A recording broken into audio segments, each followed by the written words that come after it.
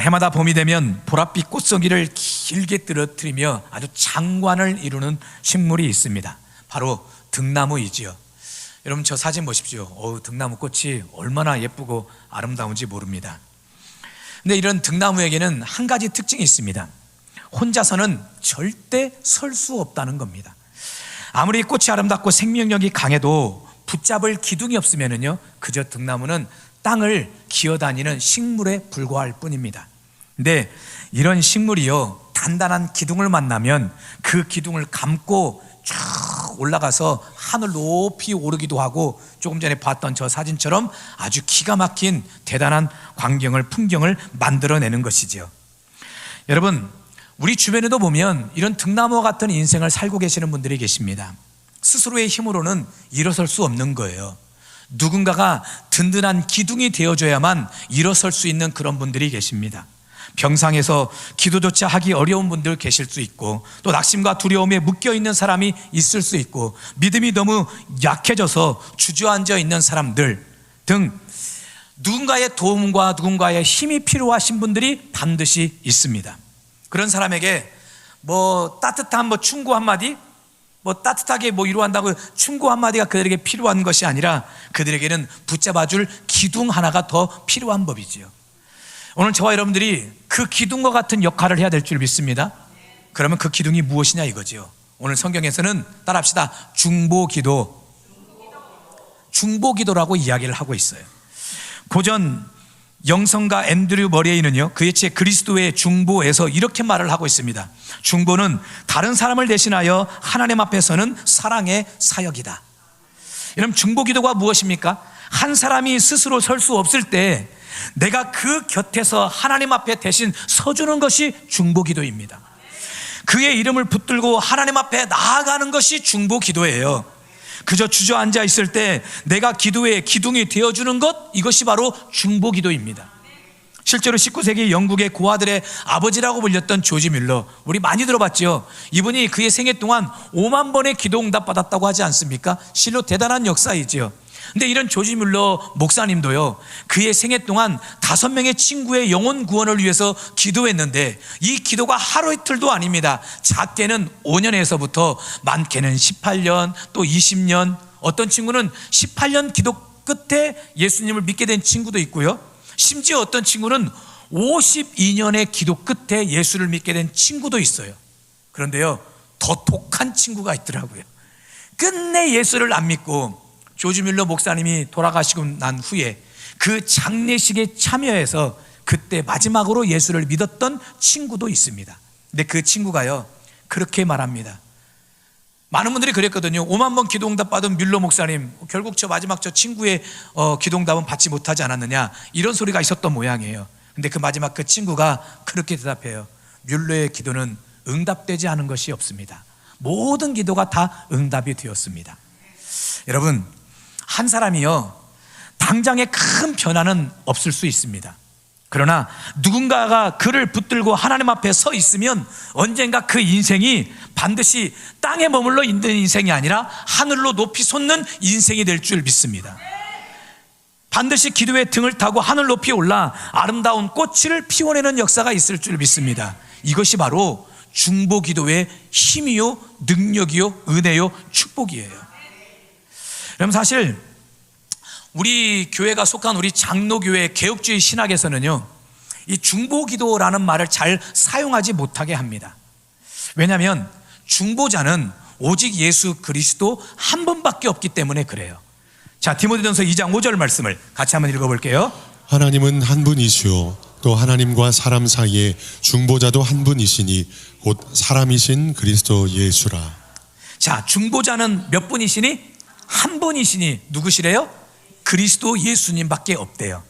또 여기서 말하는 중보자는 하나님과 인간 사이를 화목하게 하시는 분으로 죄를 속량하시는 분, 또 공의를 만족시키고 언약의 대표가 되시는 분을 말하고 있습니다. 이런 분이 누구밖에 없습니까? 예수님밖에 없지요. 그러기에 우리 개혁주의 신학에서는 중보기도라는 말을 사용하는 것에 문제가 있다라고 지적을 합니다. 그럼에도 성경은 또 이렇게도 말씀하고 있어요. 자, 디모데전서 2장 1절 같이 한번 읽어볼게요. 그러므로 내가 첫째로 권하노니 모든 사람을 위하여 간구와 기도와 도고와 감사를 하되. 자, 다른 사람을 위해 간구와 기도와 도고와 감사를 하래요. 다시 말해서 다른 사람을 위해서 기도해 주라는 것입니다. 즉 하나님은 우리를 도고자로 부르셨다는 거예요. 그래서 개혁주의 신학에서, 개혁주의 신학 입장에서 올바르게 이 중보 기도를 정의해 보자면 이렇게 말할 수 있습니다. 우리는 누군가의 구원을 대신 이루어 줄 수 있는 중보자는 안 됩니다. 중보자는 오직 예수 그리스도 한 분뿐이십니다. 그러나 우리는 예수님의 이름으로 다른 사람을 위해 하나님께 간구하는 도고자는 될 수 있습니다. 우리가 사실 중보자는 될 수 없어도 누구는 될 수 있어요? 도고자는 될 수 있어요. 그래서 중보 기도라는 말보다는 원래는 도고 기도라고 말을 쓰는 것이 더 올바른 표현이 될 수 있어요. 그럼에도 오늘 설교는 중보 기도라고 제가 말을 할 거거든요. 중보 기도라는 표현을 쓸 텐데 이유는 왜 그러느냐? 사실 도고 기도라는 표현이 우리 한국교회 성도들에게 좀 낯설어요. 중보 기도, 중보 기도겠지 도고 기도는 잘 사용하지 않았거든요.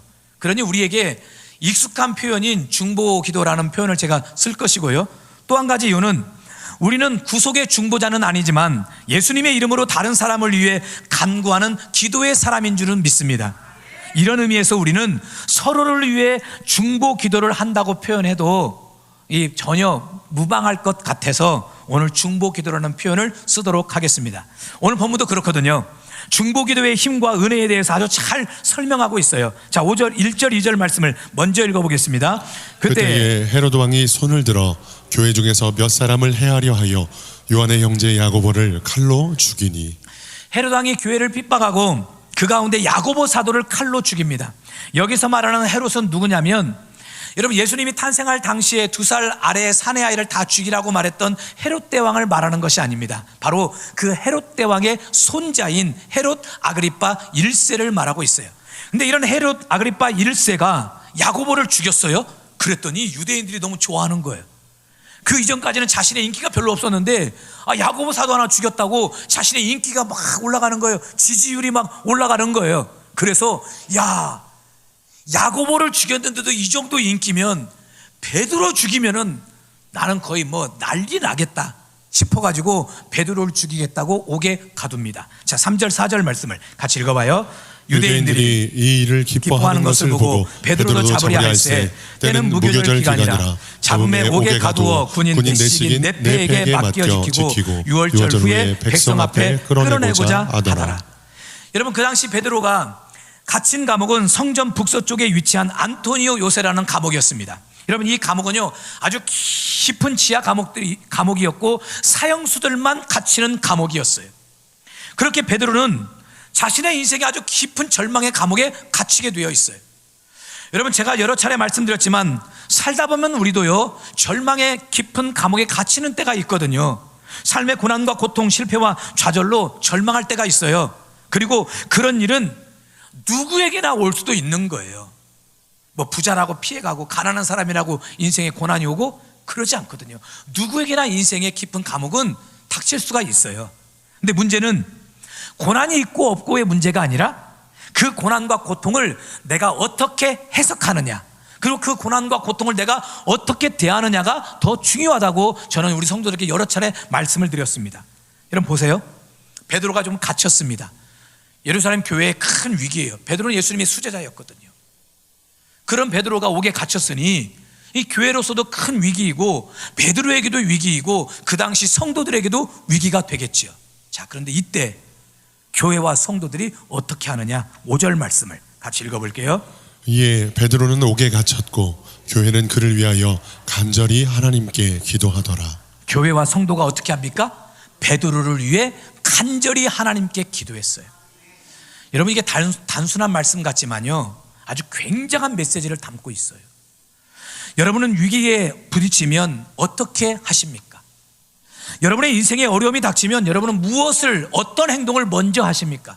대부분의 많은 사람들이 인생에 위기가 닥치면 누가 나를 도와줄 사람이 없을까 하고 세상적인 백을 먼저 찾아보려고 합니다. 인생에 나를 도와줄 수 있는 도움자를 먼저 몰색하거든요. 그 생각해봐야 자꾸 생각을 굴려서 누가 나를 도와줄까? 우리 아버지가 도와줄까? 어머니가 도와줄까? 누가 나를 도울 수 있을까? 또 아니면 또 돈으로 인생의 문제를 해결해 보려고 합니다. 근데 그렇게 권력도 없고 돈도 없는 사람 같으면 어떻게 하냐? 육탄전으로 뛰어들더라고요. 막 여기저기 백방으로 막 다니면서 문제 해결을 위해 동분서주하는 모습을 보게 돼요. 여러분, 이런 방법 나쁘다고 말할 수 없습니다. 전 부인하는 것은 아닙니다. 그런데 성경은 보십시오. 오늘 교회와 성도들은 누군가의 백을 찾질 않았어요. 돈으로 간수장을 매수해서 베드로를 빼내려 하지도 않았어요. 그들이 선택한 것은 무엇이었습니까? 하나님 앞에 기도하는 것이었어요. 여러분, 성경학자들은요, 예루살렘 교회가 3만 명의 성도들이 모였다고 이야기를 해요. 여러분, 한 3만 명 정도 교회가 모이면 그 성도들 가운데 소위 세상으로부터 인정받는 빽 있는 사람이 있을까요, 없을까요? 있지요. 권력가 있을까요, 없을까요? 재력가 있을까요, 없을까요? 제가 세대인교에서 부목사로 사역할 때 성도가 4만 5천 명이 모였거든요. 이런 4만 5천 명 성도가 모이다 보니까 그 성도들 가운데 이름만 대도 알 수 있는 정치인, 또 경제인, 뭐 또 뿐만 아니라 고위공직자, 판사, 검사, 변호사 참 많아요. 많이 있어요.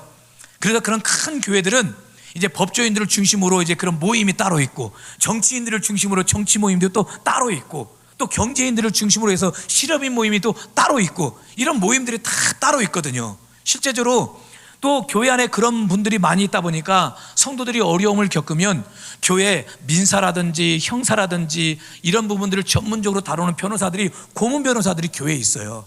그럼 주일날 주중에 그런 분들, 내가 가정에 무슨 어려움이 있어가지고 좀 변호사님 좀 상담을 받아보고 싶다, 그럼 주중에 신청서를 내면은 주일날 그 전문 변호사들이 이 무료로, 돈 안 받고 무료로 상담을 다 해줘요. 그리고 뭔가 법적으로 좀 처리해야 될 문제가 있다면 그럼 그 뒤에 그분들이 나서가지고 성도들의 어려운 문제도 해결해 주더라고요. 여러분, 이게요, 큰 교회니까 한편으로 가능한 일이겠죠. 사람들이 많이 모이다 보면 그렇게 사회적으로도 인정하는 재력가나 권세가가 있기 마련이거든요. 자, 이런 의미로 본다면 예루살렘 교회 안에도 얼마든지 힘을 쓸 수 있는 재력가나 권력가나 권세가, 특히 로마의 황실과 줄을 댈 수 있는 그런 힘 있는 사람도 분명히 있었을 거예요. 자, 그런데 성도들은 그들을 찾아갔습니까? 아니에요. 그들을 찾아가질 않았어요. 그들은 그분들에게 힘써달라고 요청하지도 않았습니다. 로마의 황실에 좀 힘을 써가지고 우리 베드로 사도를 좀 풀어달라고 그렇게 요청하지도 않았어요. 그들이 선택한 방법은 무엇이었느냐? 하나님 앞에 마음을 다해서 간절한 마음으로 기도한 일이었어요. 베드로를 위해 중보 기도한 것입니다. 도고 기도를 했어요. 여러분, 저는 이 말씀에 비추어서 오늘 여러분들에게 큰 도전을 주고 싶습니다. 누구를 막론하고 우리에게는 고난과 위기가 있을 수 있습니다. 인간의 힘으로 감당하기 어려운 일들이 반드시 있을 수 있고, 때로는 억울한 일을 당할 때도 있겠지요. 여러분, 그때 사람을 찾기보다 하나님을 먼저 찾으십시오. 여러분의 지혜와 능력과 방법을 의존하기보다 하나님을 먼저 의존하십시오. 그리고 주님께 먼저 나오십시오. 그리고 그 하나님 앞에 엎드려 기도하십시오. 그러면 하나님은 우리에게 방법을 일러주실 거예요. 먼저부터 사람들을 찾고 다른 어떤 방법을 찾으려고 하지 말고 하나님 앞에 먼저 나와서 기도하다 보면 참 희한합니다. 하나님이 생각지도 못한 사람이 떠오르게 하신다든지, 어떤 마음에 감동을 주신다든지, 아니면 지혜가 떠오르게 하실 거예요. 그러면 그 지혜대로, 그 감동대로 행하면 거의 문제가 해결되는 모습 참 많이 봐요. 그러므로 오늘 저와 여러분 모두 베드로를 빼앗긴 그 초대교회 성도들이, 그들이 먼저 모여서 하나님 앞에 간절한 마음으로 어려움에 처한 그 사람을 위해 중보하며 기도했듯이 저와 여러분도 기도해야 될 줄 믿습니다. 여러분, 기적은 언제 임하느냐? 기적은요, 기도할 때 임해요. 기도할 때 기적이 임하는 거예요. 특히 우리 주변에 마치 등나무와 같이 내가 기도에 기둥이 되어주지 않으면 일어설 수 없는 그런 분들이 계십니다. 그분이 내 가까운 가족 식구일 수도 있고, 가족일 수도 있고, 함께 신앙생활하는 또 신앙의 동역자들이고, 또 성도들일 수 있고, 아니면 직장의 동료일 수 있고, 이웃일 수 있고, 친구일 수도 있어요. 여러분에게 아마 이 말씀을 들으면 여러분에게 생각나시는 분들이 분명히 있을 거예요. 그런 분들은요, 지금 여러분의 기도의 기둥이 필요한 분들입니다. 그분들을 위해 기도해 주면 하나님은 반드시 그 기도를 통해 그분들을 일어서도록 만들어 주실 거예요. 이와 같은 은혜와 축복이 우리 교회 안에 여러분의 삶 속에 충만히 임하시길 주님의 이름으로 축원합니다. 아멘. 당신이 지쳐서 기도할 수 없고 당신이 지쳐서 기도할 수 없고 눈물이 빗물처럼 흘러내릴 때 주님은 아시네 당신의 약함을 사랑으로 돌봐주시네. 누군가 널 위하여 누군가 널 위하여 누군가 기도하네.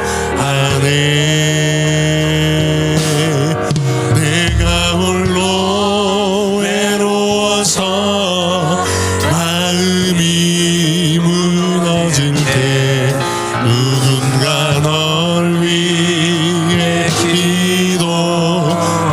당신이 외로이 홀로 남았을 때 당신이 외로이 홀로 남았을 때 당신은 누구에게 위로를 얻나. 주님은 아시네 당신의 마음을 그대 홀로 잊지 못함을. 조용히 널 위하여 조용히 널 위하여 누군가 기도하네. 누군가 기도하네. 내가 홀로 외로워서 마음이 무너질 때 누군가 널 위해 기도하네.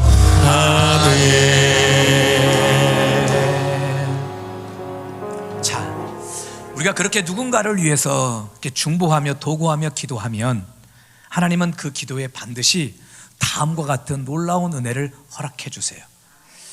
그럼 보세요.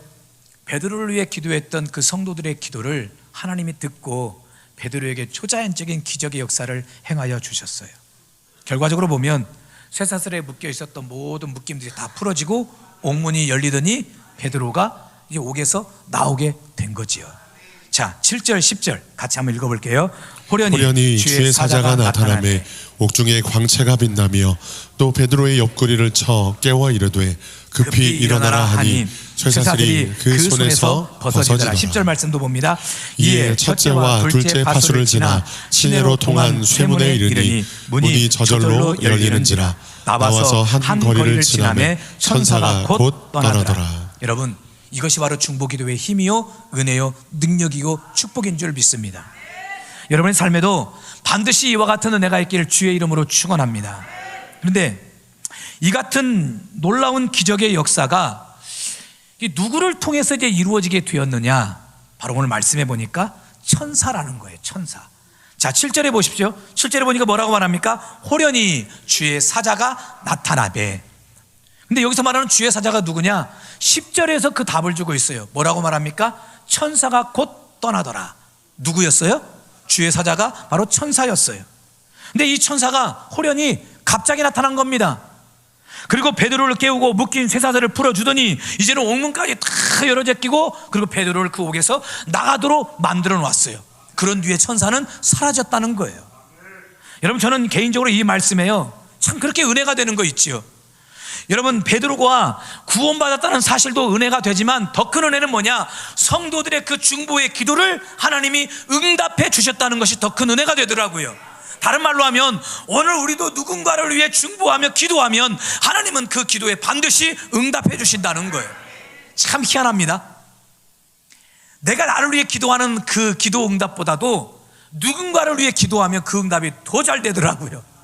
참 희한해요. 여러분, 천사는요 싫지 않은 존재인 줄 믿습니다.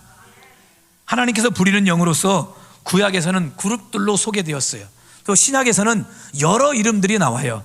가브리엘이라는 천사도 있고 미가엘이라는 이름의 천사도 있습니다. 또 이 천사들은 다 각자의 역할이 달라요. 어떤 천사는 하나님만 찬양하는 천사가 있는가 하면, 어떤 천사는 또 기쁜 소식만 전달해주는 천사가 있고, 어떤 천사는 또 사단 마귀와 싸우는 천사가 있어요. 그리고 어떤 천사는 우리 성도들을 지켜주고 보호해주는 그런 천사도 있습니다. 자, 그럼 천사가 누구냐? 자, 히브리서 1장 14절 같이 한번 읽어봅니다. 모든 천사들은 섬기는 영으로서 구원받을 상속자들을 위하여 섬기라고 보내심이 아니냐. 자, 천사는 어떤 영이래요? 섬기는 영이래요. 섬기는 영. 누구를 섬깁니까? 먼저는 하나님을 섬기는 것이지요. 그리고 또 하나는, 천사는 구원받은 상속자들을 바로 섬기는 존재예요. 그럼 구원받은 상속자가 누구냐? 바로 오늘 저와 여러분인 줄 믿습니다. 예수 믿는 하나님의 자녀들, 이게 바로 저와 여러분들이 바로 구원받은 상속자예요. 이런 우리를 섬기도록 만들었던 존재가 바로 천사예요. 우리 옆 사람 보고 인사합시다. 알고 보니 대단한 분이셨네요.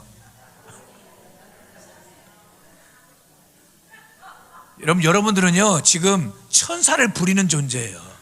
거울 보면서 나는 왜 이렇게 못생겼을까 그러지 말고, 거울 보면서 이래봬도 나는 천사를 부리는 사람이다.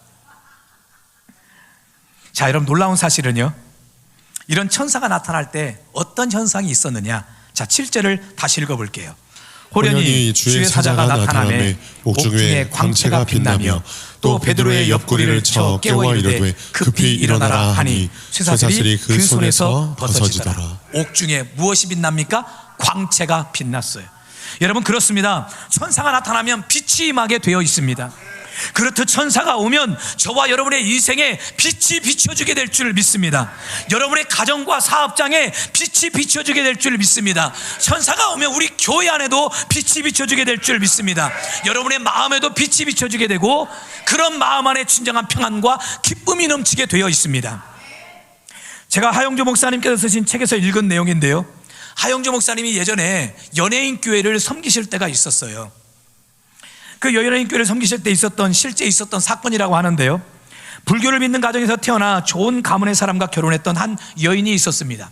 근데 이분이 결혼해서 자녀를 낳았는데 그만 장애 아이를 낳았어요. 장애가 있는 아이를 출산하게 됩니다. 근데 이것도 참 가슴 아플 일일 텐데 그 아이가 얼마 되지 않아서 그만 죽고 맙니다. 이 두 부부가 큰 상처를 입었지요. 그래서 상처를 치유하기 위해서 미국으로 떠납니다. 근데 미국에 가서 어떻게 또 우여곡절 끝에 또 임신을 하고 아이를 낳았는데 그 두 번째 아이도 그만 장애가 있는 아이였어요. 여러분, 이쯤 되니까요, 남편이 아내를 아주 저주스럽게 생각을 한 겁니다. 첫 아이는 죽었지요.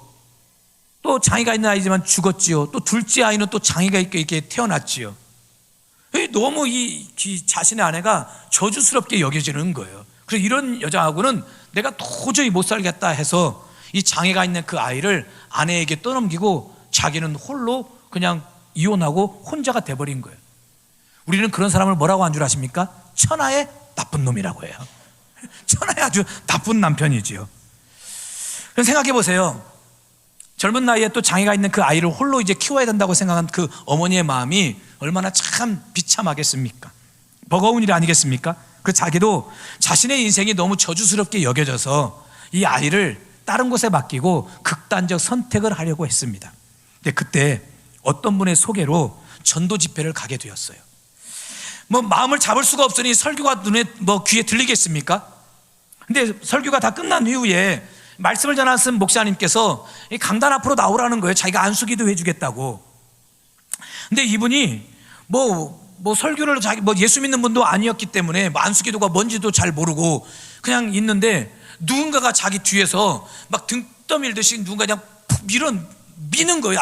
강단 앞쪽으로. 그 자기도 모르게 그냥 쭉 앞으로 밀려가지고 나갔어요. 그래서 도대체 누가 나를 밀었냐고 욕이라도 한번 해달라고 뒤를 돌아보니까 아무도 없는 거예요. 아무도 없는 거예요. 자기 몸이 흔들릴 만큼 자기가 앞으로 완전히 그 진동이 느껴질 만큼 흔들려서 앞으로 튕겨 나갔는데 아무도 없는 것이지요. 그렇게 어쩔 수 없이 목사님의 안수 기도를 받았는데 그 순간 자신의 영적인 영안이 열리면서 환상을 보게 돼요. 그리고 이분이 예수를 믿게 됩니다. 그 사건 후에 병원에 가서 보니까 아이가 점점점 좋아지기 시작해요.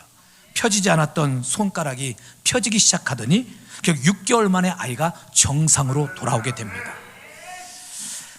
여러분, 그 집사님께 나중에 이제 그 집사님이 되셨는데 그분께서 간증하시면서 그렇게 고백을 합니다. 그때 등 뒤에서 나를 떠밀었던 분이 누구였을까? 사람은 아무도 없었는데 그분의 고백을 천사였을 것이다 라고 이야기를 하더라고요. 여러분은 어떠실지 모르겠지만 저는 그 집사님의 간증을 믿습니다. 왜냐하면 저도 저의 인생에 정말 어렸을 때부터 많은 죽을 위기에 있었을 때 정말 누군가가 나를 돕고 있구나 느끼고 생각될 정도로 그런 경험들이 있었거든요. 7살에 소에 밟혀가지고 죽는다고 그랬어요. 소가 왜 저를 밟습니까? 소가, 나는 그래서 제가 소고기를 좋아하는 이유는 원수를 갚기 위해서예요. 그때 원수를 갚기 위해서. 내가 이렇게 해서라도 내가 너에게 원수를 갚노라.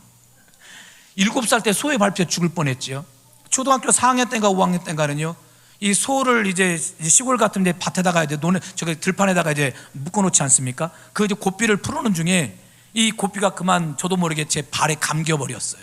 그리고 이 소가 그날따라 저희 소가 멀쩡하던 소가 마치 미친 소가 되어가지고 그 시골의 비포장 도로를 막 몇백 미터를 막 달려버린 거예요. 그대로 달려가지고 제가 뭐 발에 묶이니 어떻게 합니까? 초등학교 4학년 5학년짜리가 소를 어떻게 이깁니까? 그냥 그대로 그냥 길 그 비포장 도로에다가 온몸이 다 갈려버렸어요. 머리끝에 발끝까지 옷이랑 옷은 다 찢어지고 막 여기저기 막 살점이고 뚝뚝 떨어져 나가가지고 저는 그때 진짜 죽는 줄 알았어요. 그 사건 이후로 저희 할아버지가 이 손자 잡으려고 이제 손자 잡는 소라고 해가지고 소를 팔아버렸거든요. 그 뒤로부터는 소를 안 키웠어요. 하여간 원수를 여러 가지로 갚습니다. 뭐 그랬죠.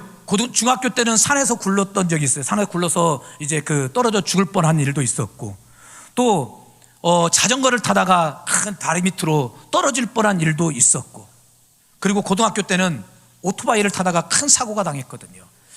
근데 살면서 보니까 어른들의 말은 듣고 봐야 돼요. 어른들 말은 들어야 돼요. 저희 할머니 어르신들이 그래요. 오토바이 타지 말라고.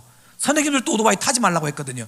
저는 근데 하지 말라면 더하는 좀 개구리 같은 기천개구리 같은 기질이 있어가지고 오토바이 타다가 그때 그냥 경운기하고 부딪혔는데 저는 그때 죽는 줄 알았어요. 지금도요, 그때 그 사고 현장에 계셨던 그 어르신들의 말이 지금도 제 귀에서 잊혀지질 않아요. 이 아이 죽었다고, 이 학생 죽었다고, 어디 있는지 찾아보라고. 그때 죽는 줄 알았거든요. 여러분, 심지어 어렸을 때 몸이 많이 아파가지고 죽는다고 묻어가지고 보니 제가 말씀드렸죠. 저는 10대도 못 넘기고 죽을 그런 팔자라고, 운명이라고. 그런데요, 참 놀랍습니다. 그때는 잘 몰랐지만, 눈에 보이지는 않았지만, 그럼에도 위기 때마다 저를 돕는 어떤 손길이 저에게 있었어요. 제가 이것을 느끼더라고요. 누군지는 모르겠어요. 어떤 힘이 있는지는 모르겠지만 어떤 힘에 이끌려 내가 지금 보호를 받고 있다는 것을 제가 느끼는 거예요. 특히요, 다리 밑으로 떨어질 뻔한 그 위기 앞에 자전거 타고 가다가 그때는 제 마음속에 정말 엄청난 음성이 들렸거든요.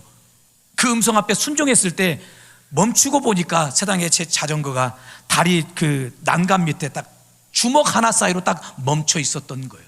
그대로 떨어졌으면 저는 다리 밑에서 머리가 깨져 죽었든지 아니면 크게 다쳤든지 했겠지요. 그때는 몰랐지만 예수를 믿고 보니까 그것이 하나님의 도우심이었어요. 바로 천사를 통해 저를 도우셨다고 저는 믿습니다. 그래서 저는 하나님께서 천사를 통해 구원받은 자녀들을 돕는다는 사실을 아주 믿고 있는 목사예요. 우리 장로교회에서는 이 천사에 대한 이런 설교를 잘 하지 않아서 이런 설교하면 마치 뭐 잘못된 설교를 하는 것 같고 이단인 것처럼 이렇게 여겨지는데 전혀 그렇지 않습니다. 천사는 실제하는 존재인 줄 믿습니다. 그리고 그 천사는 오늘 저와 여러분들을 돕고 있는 존재이고 섬기는 존재인 줄 믿습니다. 자, 그런데 그 천사가 실제로 존재하고 우리와 함께 있다는 거예요. 자, 7절 말씀 우리 개역 한글 버전으로 한번 읽어보겠습니다. 우연히 주의 사자가 곁에 섬에 옥중에 광채가 조요하며 또 베드로의 옆구리를 쳐 깨워 가로되 급히 일어나라 하니 쇠사슬이 그 손에서 벗어지더라. 자, 호련히 주의 사자가 어디에 섬에? 곁에 섰다. 여러분, 여기서 곁에 섰다라는 이 말이 현존하다, 가까이 오다, 나타나다, 곁에 서다라는 뜻입니다. 천사가 나타나서 어떻게 합니까? 우리 가까이 있는 거예요. 우리의 가까이 있어서, 우리 곁에 있어서, 우리에게 인생의 위기가 있거나 어려움이 있으면 그 순간순간마다 내 눈에는 보이지는 않지만 초자연적인 강력한 힘으로 우리를 도와주고, 우리를 지켜주고, 우리를 책임져 주기도 하신다는 거예요. 이것이 바로 어떤 자들에게 임한 천사의 도움입니까? 바로 베드로를 위해 중보하며 도구하며 기도했던 그 성도들의 기도 까닭이었어요. 여러분, 누가복음 22장을 보면은요, 예수님이 겟세마네 동산에서 기도하십니다. 우리가 잘 알고 있듯이 겟세마네 동산에서 기도하신 예수님, 땀방울이 핏방울이 되기까지 기도하셨지요. 근데 그 상황에서 우리가 너무 쉽게 간과하지만 아주 중요한 말씀이 있습니다. 자, 누가복음 22장 43절 같이 읽어볼게요. 천사가 하늘로부터 예수께 나타나 힘을 더하더라. 자, 천사가 하늘로부터 누구에게 나타나서? 우리 예수님께 나타나서 힘을 주었어요. 여러분, 예수님 혼자의 힘으로, 육신의 힘으로 기도한 것이 아니에요. 천사가 예수님 곁에서 힘을 주었기에 땀방울이 핏방울이 되는 그 기도를 감당할 수 있었던 거예요. 그리고 그 기도에 힘입어서 묵묵히 십자가의 길을 걸어갔고 우리를 죄에서부터 구원하셨던 것입니다. 여러분, 이런 천사의 도움, 어떤 자에게 임하는 것입니까? 바로 기도하는 자예요.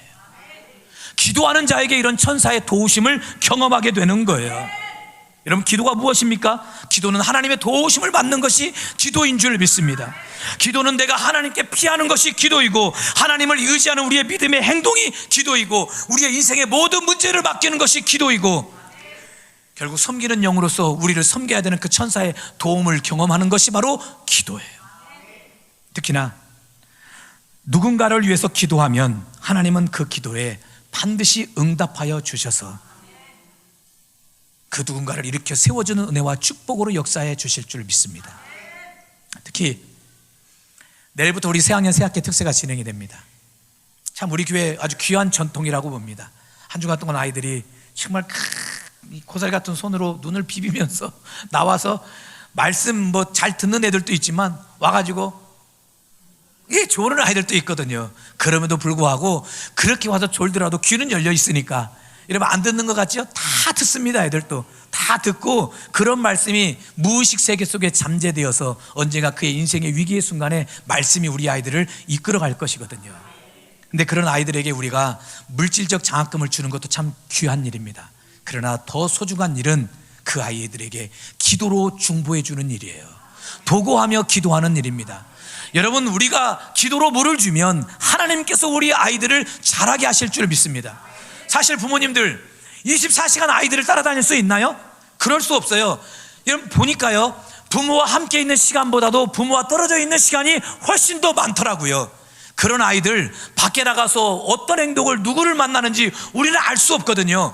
하나님이 우리 아이를 지켜주고 하나님이 우리 아이들을 보호해 주셔야만 이 험난한 세상 속에서 우리 아이들이 살아낼 수가 있어요. 근데 그런 도움을 천사로부터 받아야 되는데 그 천사의 도움을 어떤 자가 받습니까? 바로 중보하며 기도할 때 경험하게 되는 거예요. 그러므로 우리 부모 세대들이요, 우리 자녀들을 위해 기도해야 될 줄 믿습니다. 오늘 예배를 마치고 이제 밖으로 나가시다 보면 우리 아이들의 사진과 또 그 아이가 지금 몇 학년인지가 적혀져 있고 이름이 있고, 그리고 거기에 5가지 기도 제목이 있어요. 유치부, 또 유초등부, 또 중고등부, 청년대학부 다 이 기도 제목이 다릅니다. 다른데 그 아이들 5가지 기도 제목이 있던데 그 아이들을 붙들고 2주 동안 집중적으로 우리 아이들을 위해 기도해 주십시오. 그럼 그 아이들이 그 기도에 힘입어서 새학년 새학기를 힘차게 담대하게 시작할 수 있을 거예요. 오늘 이와 같은 결단과 다짐이 오늘 부모 세대인 여러분에게 있기를 바라고, 또 이런 우리의 중보 기도를 통해서 우리 아이들에게 천사가 도와주시는, 또 여러분의 인생에 천사가 돕는 은혜가 있기를 주님의 이름으로 축원합니다. 아멘.